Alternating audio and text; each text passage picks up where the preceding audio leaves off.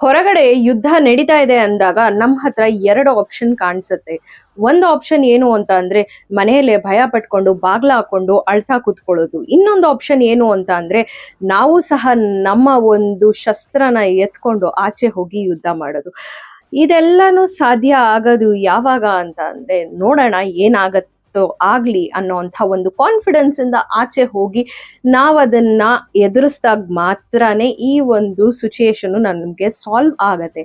ಅದೇ ರೀತಿಯಾಗಿ ನಾವು ನನಗೆ ಹಿಂಗಾಗಬಹುದು, ಹಿಂಗಾಗತ್ತೆ, ನಾನು ಇದು ಮಾಡಿದ್ರೆ ಅದಾಗೋಗುತ್ತೆ, ಅದು ಮಾಡಿದ್ರೆ ಏನಾಗೋಗುತ್ತೋ ಗೊತ್ತಿಲ್ಲ ಅಂತ ಭಯ ಪಟ್ಕೊಂಡು ಒಳಗಡೆನೆ ಮನ್ಸಲ್ಲಿ ಕೊರಗ್ತಾ ಇದ್ರೆ ಏನು ಸಾಧಿಸಕ್ಕಾಗೋದಿಲ್ಲ.